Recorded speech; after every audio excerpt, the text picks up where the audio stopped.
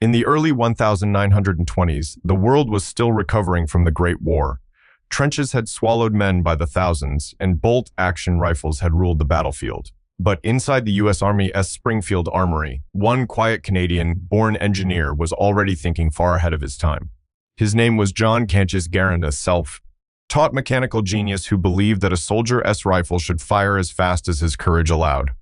While other nations clung to the slow, single-shot rhythm of bolt-action rifles, Garand envisioned something revolutionary, a semi-automatic weapon that could reload itself after every shot, giving American infantrymen a constant stream of fire without sacrificing accuracy. He began sketching, tinkering, and testing prototypes long before the Army even understood what he was trying to create.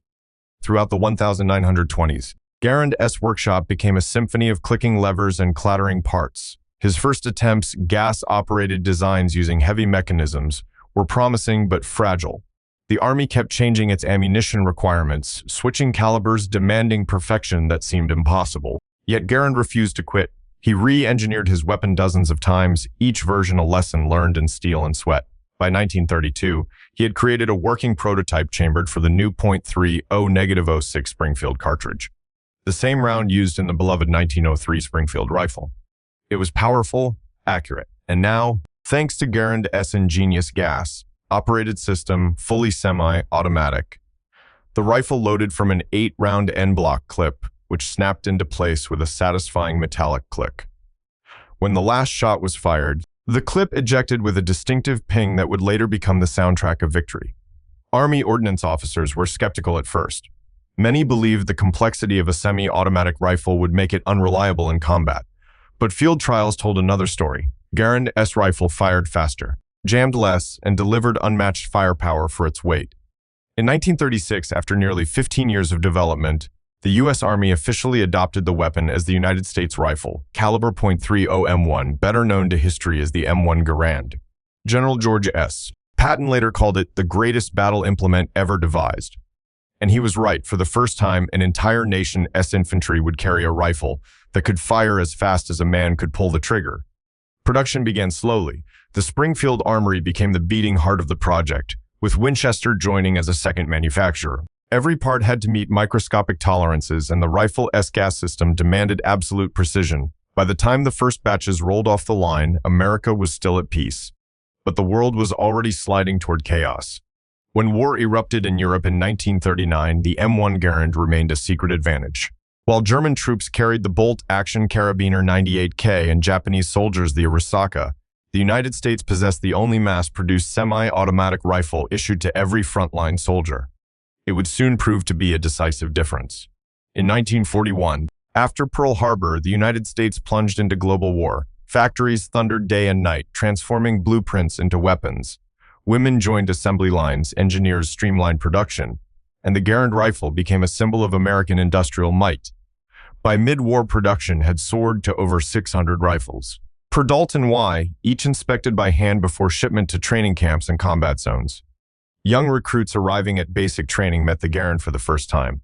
They felt the weight, just over 9 pounds, and learned its balance. Drill sergeants barked commands as men practiced loading clips blindfolded, cycling the action until muscle memory took over. They learned to respect the rifle's power but also its quirks, the Garand thumb. A sharp pinch if one's hand lingered in the chamber while the bolt snapped shut. It was a painful lesson nearly every soldier carried once.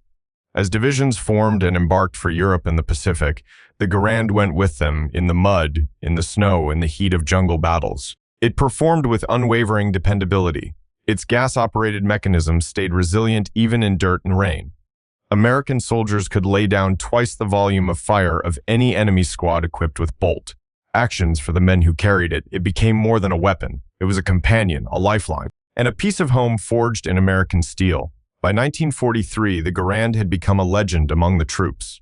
In letters home, soldiers wrote not only about their friends or the food, they wrote about their rifles. "She never lets me down," one infantryman wrote from Sicily.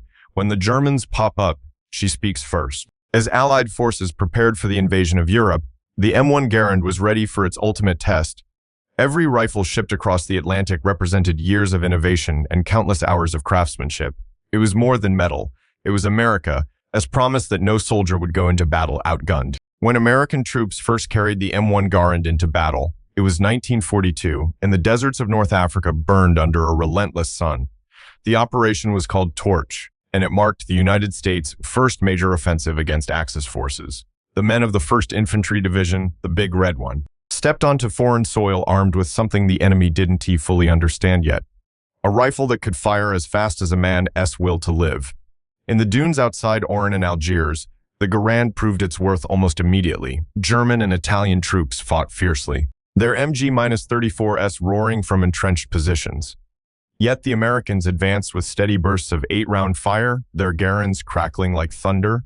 Axis soldiers, accustomed to the rhythm of bolt-action rifles, found themselves pinned by a storm of lead that seemed unending. A German officer later wrote, "The Americans shoot as if they have no end to their bullets." The M1's semi-automatic design allowed soldiers to maintain momentum in combat. There was no need to break aim, no pause to cycle a bolt. One pull, one shot, again and again, it changed infantry tactics overnight.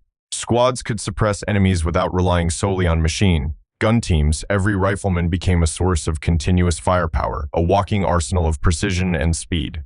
From the barren ridges of Tunisia to the rocky hills of Sicily, the rifle earned a reputation for reliability. The fine sand and grit of North Africa tested every weapon's endurance, but the Garand's gas-operated system shrugged off the abuse. Soldiers cleaned their rifles in the field, sometimes with nothing but rags and water, and still it fired. When rain and mud came in Sicily, it fired. When soldiers were too exhausted to care, it fired. That trust created an unspoken bond between man and machine, a bond that would only deepen in Europe. In 1943, as the war thundered north into Italy, American troops faced brutal resistance among the mountains and ruins. Snipers waited in church towers, machine guns rattled from stone farmhouses, and artillery shattered entire towns. Yet through it all, the sharp, rhythmic bang, bang, bang of the Garand echoed through the valleys in places like Anzio and Monte Cassino. The rifle's accuracy gave us forces a vital edge in close quarters combat.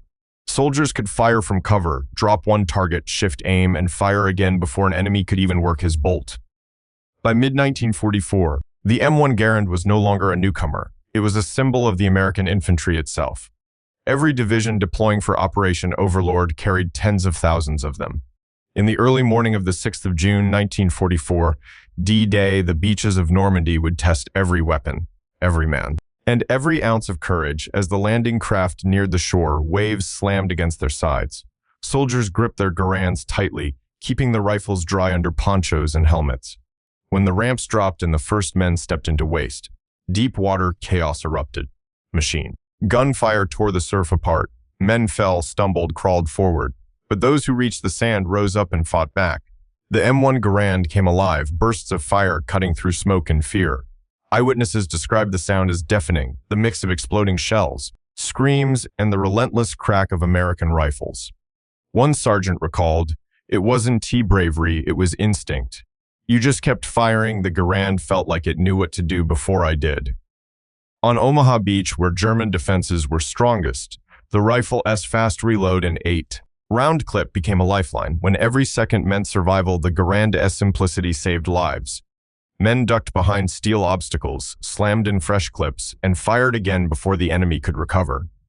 The rifle's ping, the sound of the empty clip ejecting, rang out thousands of times that morning, each one marking another desperate moment survived. By nightfall, the beaches belonged to the Allies. Behind that victory stood courage, blood, and the cold mechanical heartbeat of the M1 Garand. The rifle had proven itself in the crucible of the greatest amphibious assault in history. As the Allies broke out from Normandy and swept across France, the rifle remained unstoppable. In the hedgerows, where visibility was short and ambushes came fast, its rapid fire gave American squads the upper hand. In open fields, its accuracy and range allowed them to challenge German marksmen. Even as the Wehrmacht fielded new weapons, the deadly STG-44, the world's first true assault rifle, the Garand held its ground. It was heavier, yes, but it hit harder, shot straighter, and never seemed to quit. When winter came and the German army launched its last desperate counterattack in the Battle of the Bulge, the M1 faced its harshest trial yet. Temperatures plunged below freezing, snow-buried foxholes, and weapons froze solid overnight. But the Garand, treated with care and cleaned with mittened hands, still roared to life when needed. in the forests of the Ardennes, American riflemen fought through frostbite and exhaustion, their Garands steaming in the cold after every volley. At Bastogne, surrounded and outnumbered, the 101st Airborne Division held firm. Their Garands spat defiance at the encircling German armor. Paratroopers rationed ammunition, cleaned their rifles under candlelight, and fought off waves of infantry assaults. One soldier wrote later, "The Garand kept me alive. She was my best friend in my last defense." In the chaos of that brutal winter, soldiers learned another reason to trust their rifle. It was built for men, not machines. The M1 wasn't a fragile piece of engineering that demanded laboratory conditions. It was forged for mud, for snow, for terror, and it delivered. By the time spring arrived in 1945, the Allies were driving through Germany itself. The Garand had marched thousands of miles across continents, carried by every rank and every unit from Normandy. Beaches to the Elbe River, it had been there, a witness to history and an instrument of it. German prisoners often remarked on its power. Some even tried to keep captured Garands as trophies. Amazed that a standard U.S. infantryman carried such a weapon, the rifle's psychological effect was immense. Axis troops often assumed American units were larger than they were simply because of the constant, rapid gunfire echoing across battlefields. Each soldier could unleash a torrent of bullets that made small groups seem like companies. In that sense, the M1 Garand wasn't just a weapon. It was a force multiplier, a symbol of America's industrial and tactical superiority. When victory came in Europe in May 1945, countless photographs showed soldiers posing with their Garands, muzzles pointed skyward. Smiles weary but proud, the rifle that John Garand had built in quiet workshops 2 decades earlier had become the trusted voice of freedom across the world. While the M1 Garand earned its fame on the battlefields of Europe, its true test of endurance came thousands of miles away across the vast Pacific there. In the choking humidity of jungles and the volcanic hell of island strongholds, the rifle had to prove it could survive not just the enemy, but the planet itself. The Japanese Imperial Army was disciplined, determined, and deeply entrenched. Their Arisaka rifles were sturdy, but slow. Their tactics relied on stealth, ambush, and sudden banzai charges that sought to overwhelm by sheer ferocity. Against that, American Marines and soldiers carried the Garand, a weapon that could meet shock with power, precision, and relentless fire. On the beaches of Guadalcanal, the first major Allied offensive in the Pacific, Marines learned quickly that the jungle was as much an enemy as the Japanese. Moisture soaked every inch of equipment, mud-swallowed boots, and rust-threatened metal daily. But the Garand held on. Its stainless steel gas cylinder and well-sealed mechanism kept it firing even in conditions that killed other rifles. Soldiers wiped the condensation off their barrels, loaded their 8-round clips, and kept moving.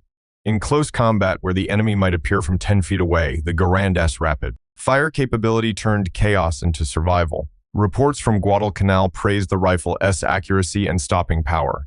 A Marine corporal wrote, "The Japs come screaming out of the dark, and you just pull the trigger until they stop moving. The Garand doesn't jam, it just keeps talking." For many of those men, that voice of steel became the sound of safety. At Tarawa, Saipan, and Peleliu, the rifle became the defining tool of island warfare. Japanese defenders dug deep bunkers and caves that withstood artillery and air bombardment. When infantry moved in, it was down to rifles, grenades, and courage. The Garand's ability to deliver fast, accurate fire in tight quarters meant Marines could clear trenches faster and hold positions longer. Its .30-06 round could punch through light cover and even thin steel plates, giving us troops an edge in a battlefield that often came down to feet. Not yards, the rifle's gas system, while sophisticated, handled the dust and grit of volcanic ash surprisingly well. Soldiers learned to clean it daily, sometimes using nothing more than a rag soaked in oil from a Jeep engine. It became routine: eat, drink, clean the Garand. Sleep, they trusted it more than luck, more than superstition. When night fell and the jungle came alive with whispers and movement, the Garand sat beside every man like a silent guardian. By the time of Iwo Jima in 1945, the weapon had already earned legendary status. The battle was one of the bloodiest of the entire war. Japanese forces fought to the last man, entrenched in an elaborate maze of tunnels and bunkers. Every inch of ground was paid for in blood. The Garand's reliability once again made the difference.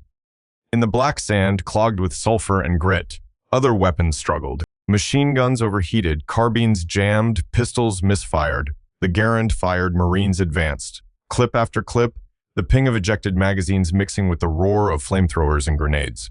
Eyewitnesses remembered that sound. It became a strange comfort amid horror, proof that they were still fighting, still alive. When I heard the ping, one Marine said years later, I knew my buddy was still there. That 8-round rhythm became the heartbeat of every firefight at Okinawa. The last and largest battle of the Pacific, the Garand once again dominated. Rain poured for weeks, turning fields into rivers of mud. The rifle's wooden stock swelled and shrank with the moisture. But still, it performed. Soldiers used it against waves of infantry, armored positions, and desperate last-stand assaults. Its accuracy at long range allowed them to take out officers and machine gun nests with surgical precision. Its speed meant those attacks could be answered instantly. By the time Japan surrendered in August 1945, the M1 Garand had earned an unshakable reputation. It was the rifle that followed America from the deserts of Africa to the beaches of Normandy to the jungles of the Pacific. More than 5 million had been produced by war's end, each one a product of industrial perfection and battlefield necessity. When the guns finally fell silent, soldiers came home. But they didn't to forget. Veterans kept their Garands in memory, if not in hand. They told their sons and grandsons about the weight of it, the smell of oil and metal, the way it kicked against the shoulder when fired. It became a relic of victory, a tangible link to the generation that had saved the world. In the years that followed, the rifle continued to serve. During the Korean War, it once again proved itself in brutal cold and mountainous terrain against waves of Chinese infantry. U.S. soldiers found comfort in its reliability and range. Even as new rifles began development, none could erase the Garand's legacy. Its design influenced nearly every major battle rifle of the 20th century. The M14, adopted in the late 1950s, was directly based on Garand's design, updated for a new cartridge, and with select fire capability. Later rifles like the R-10 and M16 still carried echoes of Garand's original concept. Lightweight, semi-automatic precision powered by gas operation. Around the world, surplus M1s armed allies and freedom fighters. From South Korea to Greece, Italy, and the Philippines, they stood as symbols of American support and strength. Decades later, the rifle would even appear in ceremonial service, held by honor guards and drill teams. Its ping now replaced by the crack of salutes. But perhaps the most profound legacy of the M1 Garand lies not in its metal or mechanics, but in what it represented. It embodied the American spirit of ingenuity and determination. It showed that courage on the battlefield could be matched by brilliance in the workshop. It gave soldiers not just a weapon, but confidence, the belief that they carried with them the best rifle in the world. When General Patton called it the greatest battle implement ever devised, he wasn't exaggerating. The Garand's combination of firepower, accuracy, and reliability reshaped warfare.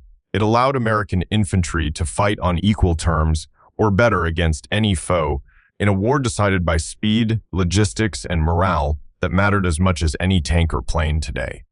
Surviving M1 Garands rest in museums and private collections, each one bearing scars of history. The nicks, dents, and scratches in their wood tell stories of fear, resolve, and triumph. Veterans who pick one up after decades still feel that familiar balance. Heavy, solid, trustworthy. Many call it an old friend. The M1 Garand was not just the rifle that won World War II. It was a bridge between eras, from the slow crack of bolt actions to the storm of modern automatic fire. It carried a nation through its greatest trial and stood as proof that courage, when matched with invention, could change the world. And even now, nearly a century after its creation, when that last ping echoes through time, it still speaks the same message it did on every battlefield: freedom bought and defended by the steady hands of those who believed they could not lose. The mechanical heart of the Garand is deceptively simple: a gas port just ahead of the muzzle siphons propellant gases into a cylinder beneath the barrel, driving a piston and its attached operating rod rearward. That movement unlocks the bolt, ejects the empty cartridge, cocks the hammer, and forwards a fresh round from the block clip. The entire process happens in fractions of a second, allowing the soldier to fire again without a hand cycle. It is this combination of speed, reliability, and precision that sets the Garand apart. Its walnut stock, generously dimensioned, provides a stable shooting platform, the heavy weight just over 9 and a half pounds loaded, reduces recoil, and allows rapid fire to remain controllable. The 8-round-on-in block clip locks into an internal magazine, and when the last round is fired, the clip ejects with a sharp metallic ping and the bolt locks open. Ready for the next clip, every part is finished to tight tolerances. The gas cylinder, the operating rod, the bolt lugs, each crafted to endure beneath wartime conditions. In the laboratory of Springfield Armory and the production lines of Winchester, These components were built in the tens of thousands, and each rifle was inspected against standards older than the war. Soldiers were trained to disassemble, inspect, clean, and reassemble the Garand in minutes.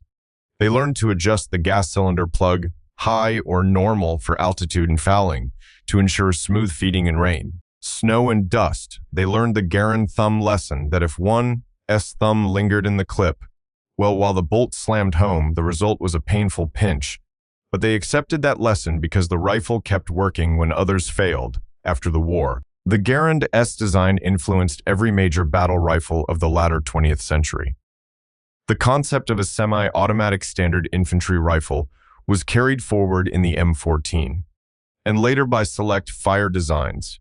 Its gas-operated system and en-bloc clip made engineers think differently about soldier firepower. Logistics and tactics. The Garand's legacy also lives in American culture. General George S. Patton's famous remark, "The greatest battle implement ever devised," resounded beyond ordnance circles. Veterans gathered at reunions still brought their old Garands. The ping became a nostalgic sound not of battle but of remembrance. The rifle passed into civilian hands, collectors kept its history alive, and museums display battered Garands with scratches, dents, and anecdotes written on their stocks. In films and popular media, the Garand appeared again and again, held by infantrymen crossing Normandy, slung by paratroopers in Bastogne, carried by Marines in the Pacific. Its silhouette became iconic, its performance became legend, and while newer rifles eventually replaced it in U.S. service, the Garand did not retire quietly. It served in the Korean War, it served overseas with allies, it served in honor guards and ceremonial units. It proved that a well-designed piece of equipment can transcend its era. In the end, the Garand is not merely a rifle.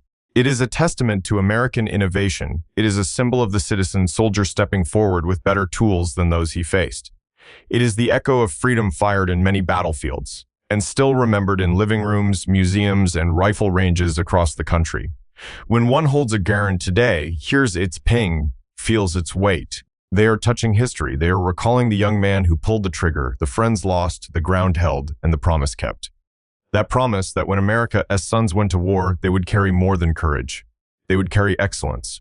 By the time the guns of World War II fell silent in 1945, over 5.4 million M1 Garand rifles had been produced. They were carried across every major theater of the war, from the frozen mountains of Italy to the dense jungles of the Pacific, from the beaches of Normandy to the streets of Berlin.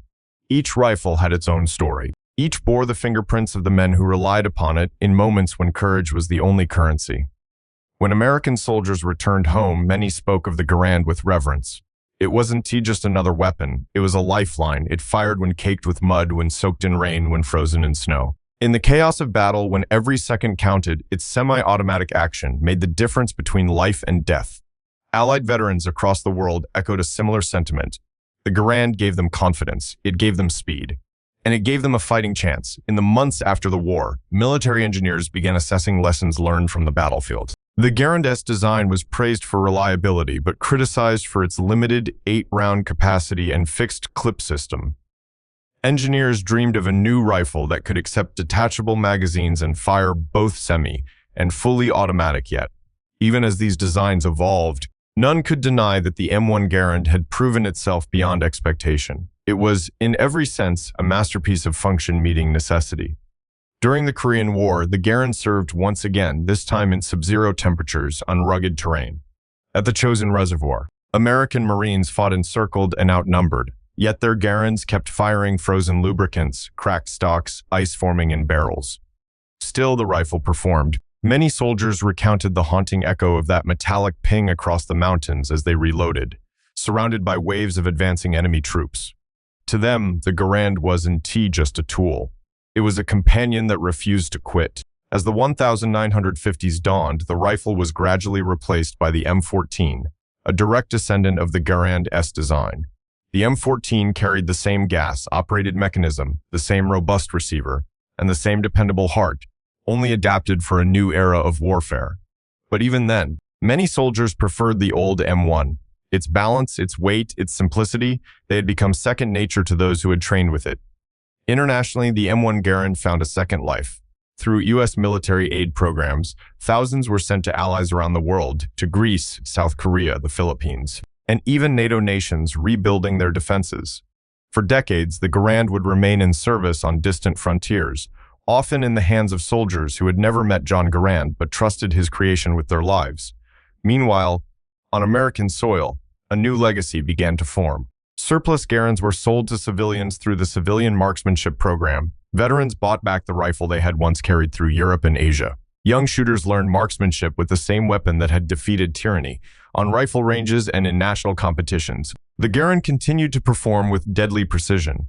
Collectors and historians soon followed. Museums displayed the rifle as an artifact of innovation and sacrifice. Authors wrote about its development, how a Canadian-born inventor in Springfield, Massachusetts, revolutionized small arms design. John C. Garand, often a quiet and humble man, was awarded honors late in life, though he never sought fame. To him, the satisfaction came from knowing his invention saved lives. He once said, "I did what I was paid to do." Those words captured the humility of an engineer who built the foundation of modern infantry firepower. In the decades that followed, popular culture immortalized the M1 Garand. In films like Saving Private Ryan, its distinctive sound echoed across cinematic battlefields. In video games, documentaries, and historical reenactments, it became more than an object. It became a symbol of the greatest generation's courage. Every clatter of the bolt, every ring of the clip, transported audiences back to those critical years when freedom's fate hung in the balance.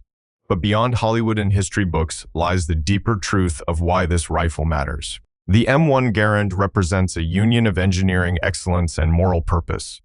It was designed not for conquest, but for liberation. In the hands of American soldiers, it helped free a world trapped in darkness. It allowed ordinary men, farmers, mechanics, clerks, to stand against one of the most formidable war machines ever built and prevail. Today, the M1 Garand remains revered not only as a weapon, but as a monument to craftsmanship. Each rifle tells a story of a factory worker in Massachusetts shaping steel in 1943, of a soldier clutching it in the mud at Omaha Beach, of a Marine cleaning it beneath a Pacific palm tree, of a paratrooper reloading it under tracer fire in Bastogne. These stories intertwine into one narrative, that of a nation unified through innovation and sacrifice. In the world's great military museums, you'll find the Garand displayed beside other legendary firearms, the Lee Enfield, the Mauser 98, the Mosin Nagant. Yet it stands apart. Those rifles were manually operated. The Garand was not. It ushered in the modern age of semi-automatic infantry arms. It proved that speed, precision, and reliability could coexist in one design. Generals admired it, soldiers trusted it, enemies respected it. Decades later, historians still debate whether any single weapon truly won the war. The answer, of course, is complex. Victory came from unity, courage, and sacrifice. But if a rifle could embody those ideals, if a single instrument could symbolize American resilience, it would be the M1 Garand. Even now, ceremonial guards at Arlington Cemetery shoulder the Garand in perfect rhythm, honoring fallen comrades. Its steel gleams beneath the sun as a bugle sounds the final note of taps. The weapon that once defended freedom now stands sentinel over those who gave everything for it. For many veterans, the Garand was the last thing they saw before stepping into battle. And the first thing they clung to when it was over. They remembered its smell, its weight, the warmth of its stock on a cold morning. They remembered the comfort it brought amid chaos, the rhythm of loading, firing, and trusting it would not fail. To them, it was not just a rifle, it was a friend. As we look back today, nearly a century after its creation, the M1 Garand remains a timeless lesson in how innovation, purpose, and humanity can intersect in the most unlikely of places, in the hands of soldiers fighting not for conquest, but for peace. It reminds us that great tools are born not from power, but from necessity, and perfected through sacrifice. The echo of its ping still resonates, not as a sound of war, but as a note of remembrance. It is the sound of courage, of freedom reclaimed, of a generation that stood tall when the world needed them most. The M1 Garand, the rifle that won World War II, was more than steel and wood. It was America's promise forged into a weapon. A promise that freedom, once defended, must always endure.